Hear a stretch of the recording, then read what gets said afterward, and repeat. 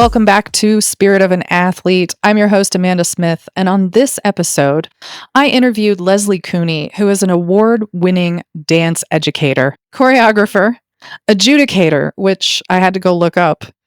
She's a judge, but she hates that word because it doesn't feel right to her in what she does for her athletes, her dancers.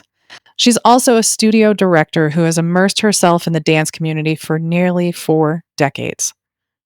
This episode was so beautiful and inspiring and organic, and I absolutely love talking to Leslie because she gave me ideas about how I coach my kids and how I can do some things differently.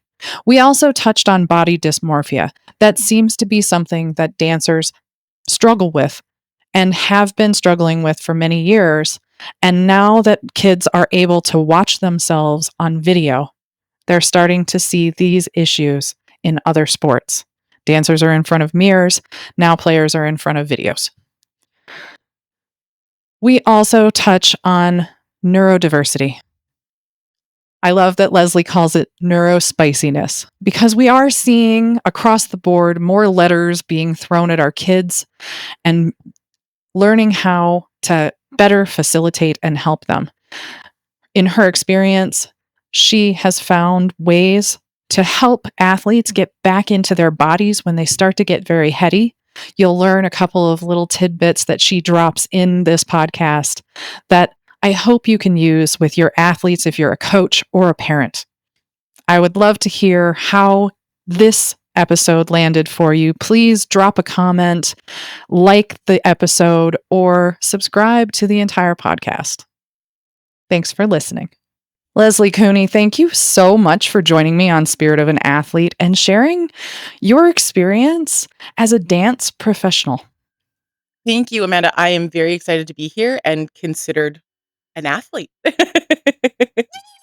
Right. Okay. Let's go there for a second because it's worth talking about. When I watched the cheerleaders in high school, they won nationals in a dance competition, and I never once did not consider them athletes. Yeah. They were doing things that were so unbelievably impressive. And when you're raising your heart rate, I'm pretty sure that's what we consider an athlete. I like that. That should be a new definition. Right. Because, I mean, bowlers and golfers and people playing darts are athletes. Not to throw those people under the bus. I do not want to throw those people under the bus. But yeah, dance rides a fine line between artistry and an art and a sport, and it's a continued conversation in the community. And I honestly just think it's a blend of both. That's what makes it so special. And like you say, right, like bringing those elements in, make the dance elements make the cheerleaders stronger, and the athleticism makes dancers stronger, and vice versa. So it all works. It all works together. I don't know. I'm not into these like black and white labels for that sort of stuff. Yeah. Okay, so you bring up darts and bowling, and I've just got to say, like, when you're in the moment and you're working a skill, and your heart rate, I mean, when you're in the moment, your heart rate is rising. Yeah. Granted, those athletes aren't doing an endurance sport. They're not doing a major power sport, but it's still, like, my high school again won nationals in bowling, and I'm just like, I didn't even know there was nationals for bowling, but they've won it year over year over year. That's and crazy. It's so cool. Yeah, right? That's very cool. Yeah. And I think those sports, those activities, those sports show you how much is a mental game. And that goes, right? Like, those are the sports where it's like, you've got to get in control of yourself so much so, because you don't get to burst with energy and burn off that adrenaline and burn off that, like, those like stress hormones that you have. No, you've got to hone them down. Like nailing these small things. You know what? I've never really considered that. And I'm thankful. I'm really thankful for like being like, you know what? It's just like a different kind of thing. I love it. It is. And you brought up the fact that dance is athleticism and art. Yeah. I could say that about like I was a pitcher in softball, and that's how I always saw what I was doing. Yeah. Yeah. Because there's the strategy piece to it, right? Right. So choreography would be the strategy piece, in my humble opinion, when it comes to dance. And it's this coordinated movement. Now, with softball, I'm doing the same movement over and over and over again. Yeah. In dance, there is so many different moves that you have to do. Right. Yes. And remember That's true. and remember them in order. My ADHD brain would just go, "Nah." You know what's just jumping onto the ADHD train, I think dance attracts neurospicy kids Oh, because we get to focus and get into our perfectionist space, and, like, the mm. repetition is like dopamine until it's not, right? Um, Yes. so it's so funny because 'cause I'm always like my big question if I was to ever, like, maybe do a research thesis is like, does dance attract ADHD perfectionists, or does it create them, or is it a blend of both? Because yeah, Ooh. there's a lot to learn and do proficiently and with, technique, and then put the artistry on top of it, and like you say, remember, although, I mean, having music that goes with the moves is, like, my saving grace. That's why I know every lyric to, like, every song from the '90s, and I'm like, what am I supposed to buy for dinner tonight? I don't know. Can we put it to, like, an old NSYNC song? That's the only way I'm gonna remember it. So the music is a helpful I mean, like, shopping now is great because it's just truly the music in the grocery store is just truly, like, for us. Um, Right? Isn't it yeah, but weird? the music does help with the memory part, and it's It does. repetition. I think any athlete knows you are practicing to get it right as often as possible, and because we're humans, it's just not gonna be right 100% of the time in any game, on any stage, but that's what we're working towards is consistency. Mm. Yeah. Wow. Okay, I love this. So, totally off track from what we're gonna I talk know, I'm about, so but sorry. no, this is great. I love this. So, I love that you bring up that you get more of the neurodivergent kids in dance because I am seeing that trend right now. It's more overtly obvious. Yeah, Whereas I feel like in the 90s and early 2000s, we didn't have all these labels. We didn't have all these letters after, yeah, who we are, right? yeah. ADHD, PTSD, all of like all Mhm. of these letters that All the come with. acronyms. Yeah.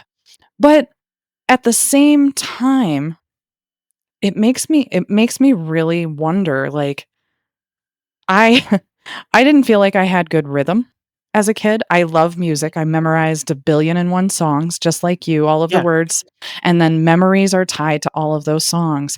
But when it came to actually mastering the movement for me, it was never something that my body was like, "Yep, that feels really good." And now when I dance with my husband, so we've attempted to do swing dance a couple of what times. that is challenging. I applaud you for that. Yep, it's challenging. Uh, he's really great at it and I'm not. And it becomes for me because, like, you mentioned it, perfectionism, ADHD, like, there's a part of me that constantly is resistant to just feeling the music, going with the flow, and being in the moment. Yeah. That's dance to me. And Yeah. Yeah. that, I wish, was something that went smoother for me because I love to move my body. I think there are so many people that are gonna resonate with that phrase. "I love to move my body," and then the next thing that goes through their brain is, "But I can't dance." Yep. And not gonna get emotional about it, but Get it emotional. Oh makes my me gosh, yes. emotional because and not to be like like an anthropology, like, let's go back in time, look at all the things, but it's like music and movement prior to written language, prior to spoken language, that is communication. We all Yep. know body language. So it's something that's so inherent within us as people, I think. And because we've monetized and commodified it, just like anything, right? Like it's same, like we play games, like, right? That's how we learn. Mhm. And then it's like, and then there's the organized sports and it's a spectrum. So, It is. but it does make me sad when people are like, I love I love moving, I love music, but I feel like I've got 2 left feet or I can't dance." And I'm like, "No, no, no, no, no, that's just your brain trying to keep you safe from, like, making a fool of yourself on the dance floor," which, like, I respect and I get it. And also, let's make a safe environment for those people Mm. to figure that out because that's what you need is time and space, to go somewhere to explore that. And even with my like, I teach competitive dance students, so we are drilling, we're working at a certain level, and it is always my mission to continue to have fun and keep that sort of lightness. So we do lots of improv where I'm like, "You're on your own." And I don't and I I always challenge them because 'cause I'm like, "I don't really wanna see any real dancing." So I kinda make them stay, like, on the real dancing. So I make them stay on the floor. I'm like, "You have to here are your guidelines. Here's your scaffolding. You're gonna travel from one corner of the room to the other corner of the room, and you're gonna stay low to the floor,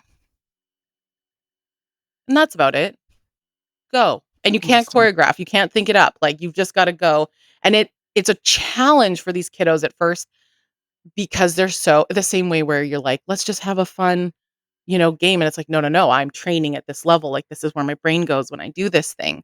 Um, but keeping that sense of fun and improvisational skills gets kids and people, not just kids, back in their body and feeling confident. Oh my gosh, I love that. Okay, this is a perfect segue. Give us a little background on your experience as a dancer. Yeah. Um, Great. Everyone's like, "I'm tuning out now." No! No, because it sets Um, us up for the fact so that you are a teacher now, yeah, but yeah, that's so much true. more than that. Um, my self-deprecating humor is my crutch. So I started dance when I was wee little, like 2, 3 years old, like a lot of, young self-identifying girls. And then because you're 2.5, you're like, "I don't wanna do this," and you quit. And then, a few weeks later, I was like, "Mom, I wanna go back to dance," and she's like, "We can't. You quit. It's the middle of the season," and of course, I was grumpy and sad, and then my mom enrolled me then in the fall.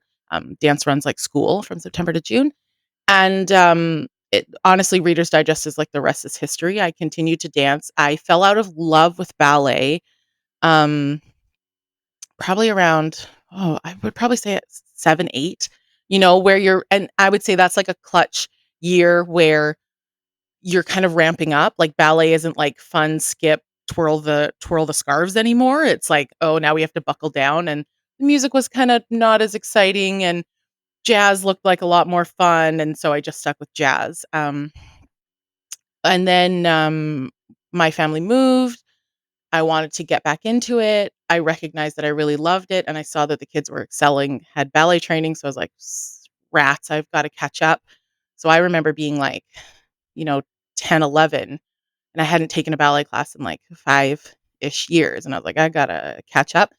So I did that, and then it just took off from there, like, fell in love with it, got I mean, I was always in love with it, but as I felt more successful and I was able to accomplish more things as I got older, um I really grew. I always had self-esteem, self-confidence issues, which still nag me to this day, to be honest. But in dance, I did find some success. I was not the superstar of my studio by no means because I was not a ballerina. I was a jazz dancer and a lyrical dancer.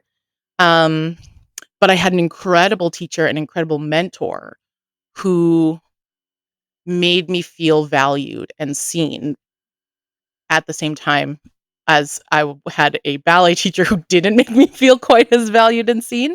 Um, Mm, just again, I always talk about this 90s, different space, different time, different culture.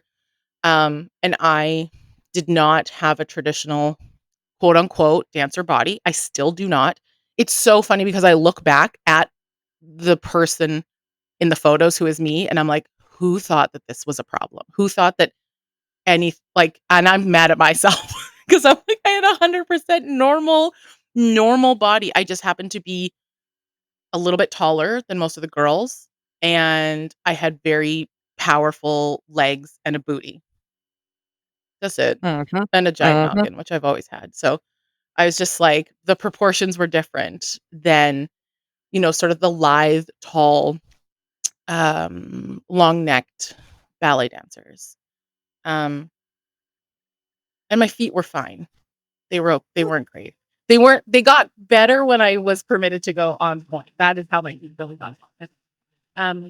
But I love even though for a long time my dream, I was like, I would give up everything to be a professional ballerina because that seemed like it was the epitome of like what it meant to be a dancer. You know, in my training, I recognize now that I'm like, oh, I wouldn't trade, and I might trade it all to be Justin Timberlake's backup dancer, but I would not trade it all to be FYI, Justin. Just gonna put that out there. heck Um, yes. yeah, and But then so after high school, then I went to university and post-secondary, dance training because I wanted to continue dancing.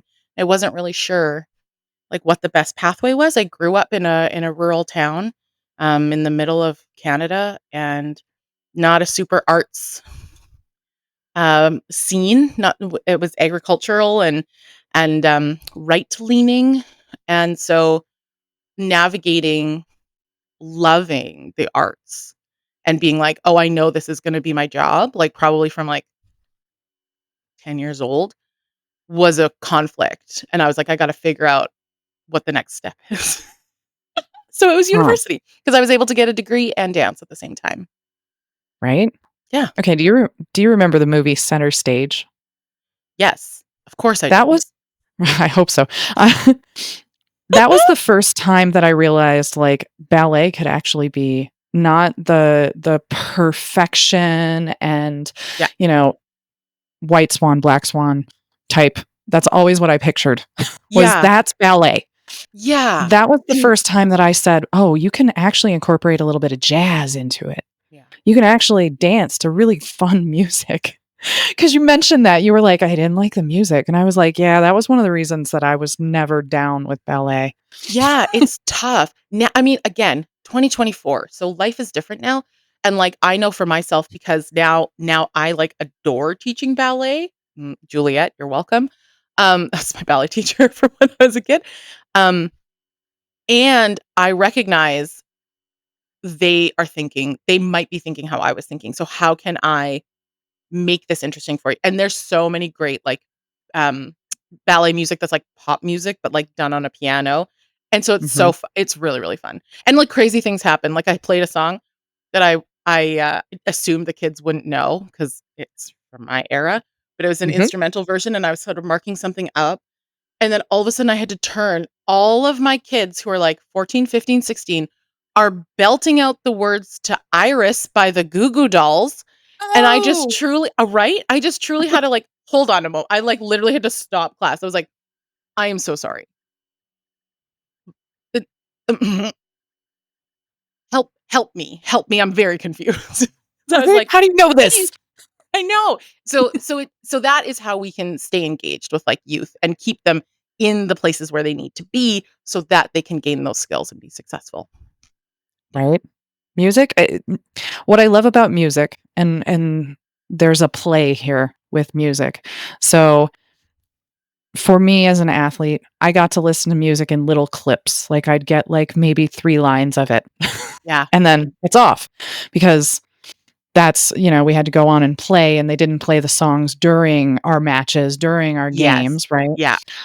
But it's that memory piece as well, and the fact Yeah. that the younger generations listen to what we listen to, and It's why yay, I'm how did also they like, know Iris? brava parents, thank you for helping, and I also feel like that's, like, part of my, like, job, like, I have a student who is, like, probably 26, 27 now, and I taught her when she was a teenager, and she is, like, as much of a diehard Justin Timberlake fan as I am, and I'm like, I like to think that I had a tiny bit of responsibility for that, and we both just went to his concert, and we, like, texted each other the next day, like, talking about it, and I'm like, "I'm doing good for the world," the same way that, like, our teachers played, like, Michael Jackson, like, these, like, really good Prince, like, that sort of music so that we can appreciate it. Yes.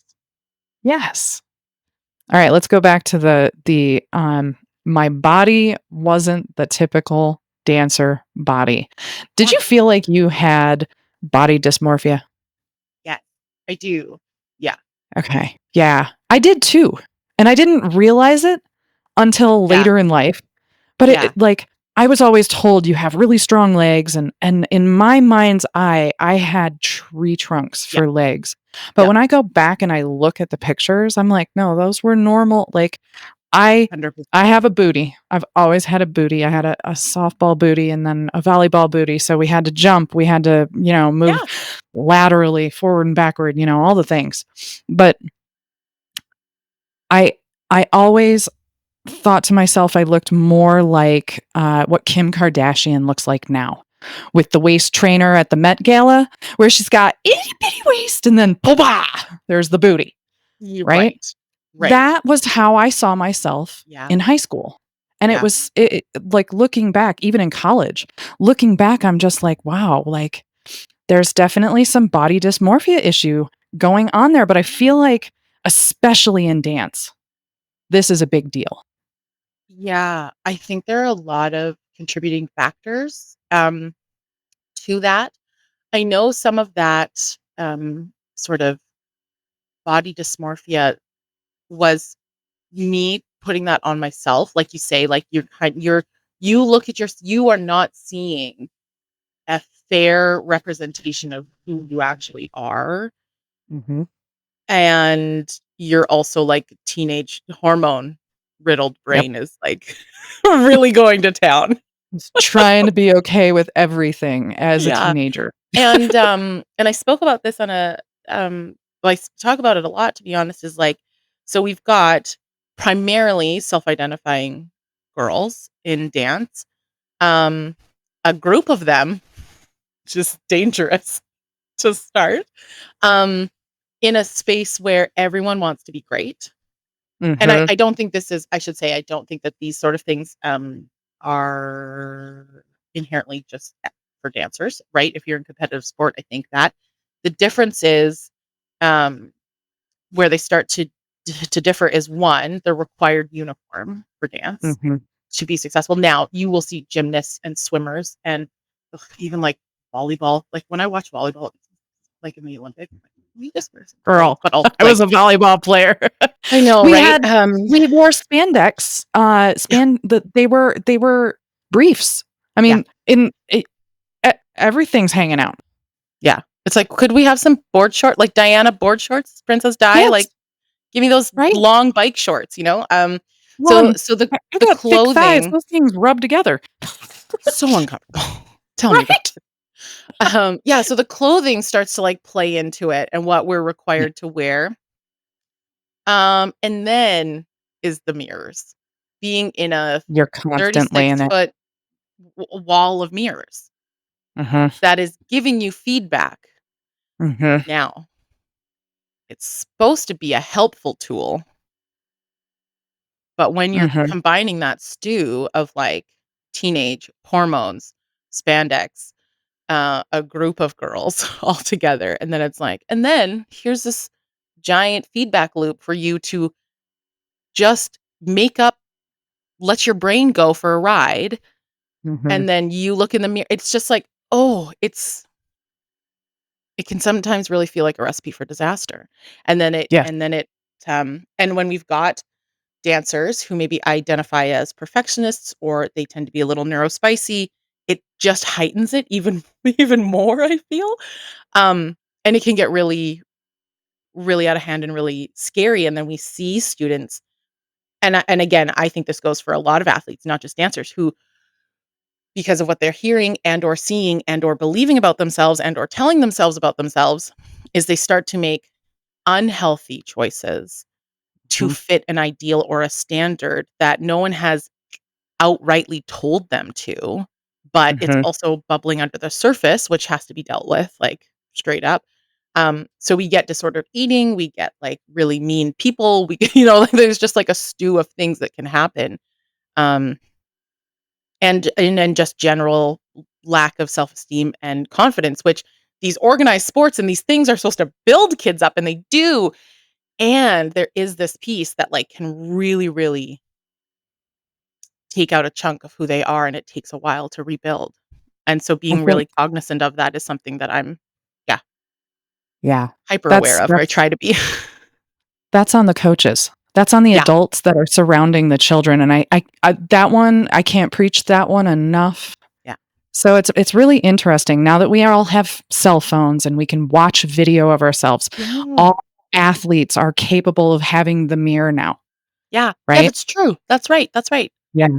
And Yeah, I know in lessons with me, I have girls who are like, "I don't wanna see myself." that's me. And I'm just like, "Listen, the video is about the movement, not about your body and what you don't like about your body right now." Yeah, yeah, But we've gotta teach how self-love, yeah, self-respect yeah, play in as coaches, yeah, and most coaches do not know how to handle that. I feel yeah, like in dance, you guys are confronted with that way more often because they're constantly in front of a mirror, because they're worried about how they're gonna look in their uniforms, their yeah, outfits. They're they're they might have to be lifted, and they don't wanna kill the person that's lifting them, yeah, yeah. right? Yeah, it is so interesting that it is embedded into what we do. And even if you're not being lifted, I was just talking about how my kids improv, because I teach modern technique, modern dance technique, and contemporary Mhm, dance technique. And so we do something called contact improv, where you're improvising, but you give your weight to another person. And I had to do that at school, and I lost my mind. It was horrible for me. I was terrified because I was like, "I'm a whale. I'm going to crush anyone I dance with. There's absolutely no way anyone is strong enough to hold my weight." It also, uh, brought up, like, I don't trust anyone to hold yeah. my weight. Like, there was just so much, and there was one person, Emily, you beautiful soul, who I Mhm. absolutely adored dancing with her, and she had a totally different body type than I was. She was tall, kinda lanky, had gone to school for, like, computer programming and then, like, fell in love with dance and was there and was just, like, so in it, and that was the person I trusted, and that's how I built that, giving weight, but I've experienced that with my students just, like, truly, like, in the last few weeks. We have an improv jam, and there are a handful of kids who haven't taken that step to go in. And so we have a little feedback discussion afterwards. And I'm like, okay, I got to ask you guys, we've done this for a while. What's, if you're comfortable sharing, like, what's up? And one kid was like, I don't trust that anyone's going to be able to hold my weight. And I'm like, I asked everybody else in the group, I was like, do you think that she's going to destroy you? Like, does anyone else feel like that person, like, you can't handle that person? And everyone was like, no. And I was like, so it's Now you just know. the feelings aren't facts. The feelings aren't facts. Let's check in with everybody else. And I also wanted to bring that up because I was like, who else feels that way? Like, who else feels like, oh, you can't take, because there was a handful. We've got some really strong dancers. And I'm like, you're always in control of your own body. That's the rule. They're going to be fine. But it's building that trust is I huge. love that. I couldn't imagine doing trust falls across a room with a bunch of people. Like, that's Yeah, basically what it sounds I'm not like. into it either.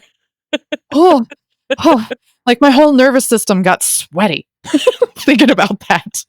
Yeah, But I mean, the nice thing is, and again, like with teams, is like you build this camaraderie and trust throughout the season. And if you're able to walk through like multiple seasons together, it really bonds and you can see the success of everyone because of that continued and growing trust and support within the team. It yeah, goes for like everything, dance, anything. Yeah. power in community. Yeah. That's what that is. That's Yeah. exactly what that is. It's as long as you have a community that you can lean on, trust them, you have to build that trust, Yeah. obviously, but then to be able to be like, okay, give me your reflection on me so Yeah. that I can better see myself. Yeah. That is powerful. I've Yeah, been it in is. communities where that's possible. You don't see it as much in sports. Dance is probably one of those areas where you can point to it and go, "Yeah, I can I need to be lifted up by my team physically, mentally, Yeah. emotionally, Yeah. spiritually even." Whereas Yeah. like I'm thinking about team sports where you're playing volleyball, basketball, softball, those were my sports, track.